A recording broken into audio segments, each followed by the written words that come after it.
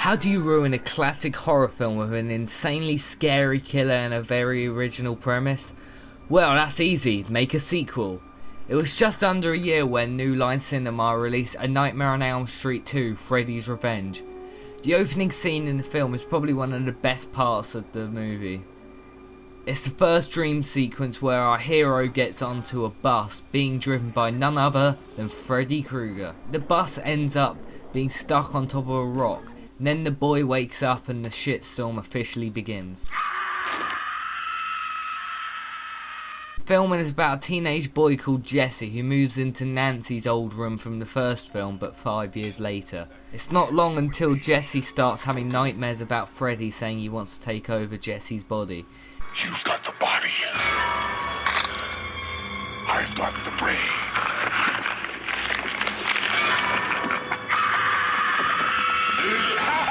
His friend Lisa finds Nancy's old diary in his room. They start reading and finding out that Freddy also attacked Nancy. He goes to his parents scared, but they don't give a fuck. And then a parakeet blows up. It doesn't make much sense, does it? Apparently Freddy is somehow making the house super hot, making all the lamps melt, the toaster set on fire and all other shit like that. Freddy also makes everything hot at a party near the end of the film. I'm glad that aspect was only used in this film. It's such a stupid idea.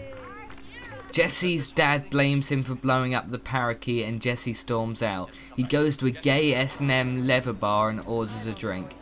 I am being 100% serious, it is a gay S&M leather bar. The film has lots of homoerotic subtext in it.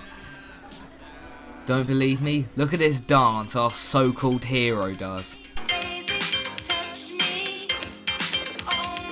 Now you believe me.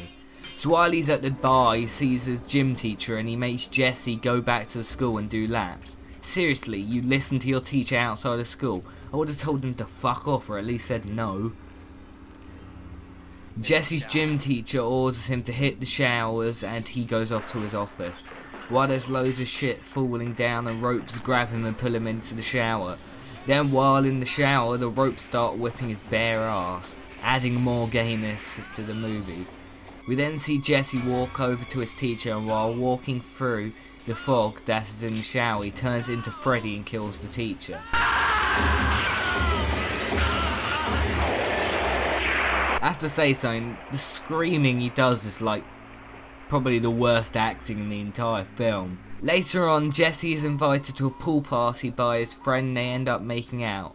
While he's putting his face all in between her breasts, a massive green tongue comes out of his mouth. He then runs over to his friend Ron's house instead of staying at the party with many girls and the girl that he's supposedly in love with. Really not making this film look straight at all. So Jesse asks Ron to watch him in his sleep and wake him up as something bad happens, just like in the first film when Nancy asks Glenn the same question.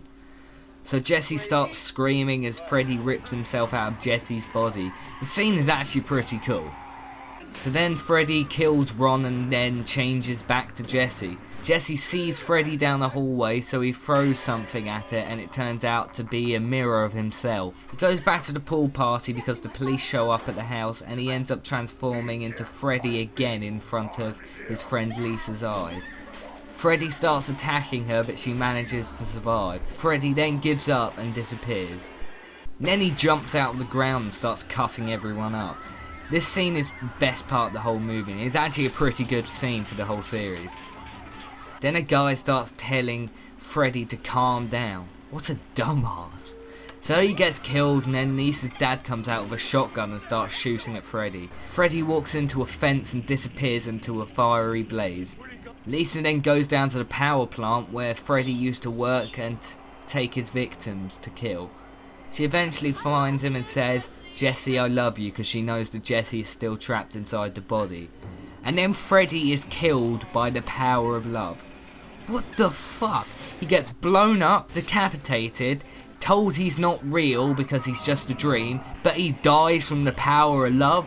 This film is trying too hard for a happy ending. So Freddy bursts on fire and out of his burnt corpse out comes Jesse. Now at this point in the film I'm thanking God for finally ridding me of this piece of shit and knowing that it's almost over. Then in the final scene we see Jesse get on the bus with Lisa and her friend, and he gets skeptical when the bus starts speeding up. Eventually we see Freddy's glove smash its way through Lisa's friend's chest, and we see the bus swerving around with Freddy's laugh accompanying it. Well, at least this shows that love cannot kill him, which was the worst death I've ever seen in any film. This whole film is a train wreck from start to finish. My main issue with it is it's called Freddy's Revenge, but Freddy is only seen for 13 minutes of the film. I'm not even kidding, look it up, it actually has been recorded 13 minutes on screen. I guess if they called it Freddy Takes Over an annoying little bisexual kid who screams like a girl, nobody would want to see it. Anyway, I'm not saying that the homoerotic theme ruins the film, because that will sound homophobic, but it does change the film drastically, making it worse than it would be if it didn't have homoerotic themes. It is granted a fun film and keeps you entertained, but at the end you wonder whether you watched a Freddy movie or a film about some bisexual kid called Jesse, who hasn't come to terms with his sexuality yet. All the characters suck in this film except for Freddy, who still manages to do a really good performance in 13 minutes. It's not the worst film I've ever seen, but it's a long way away from being a good film. If you have to see it because you want to see all the Freddy movies, I'd say check it out, but if not, avoid it like the Black Plague. You are all my children now.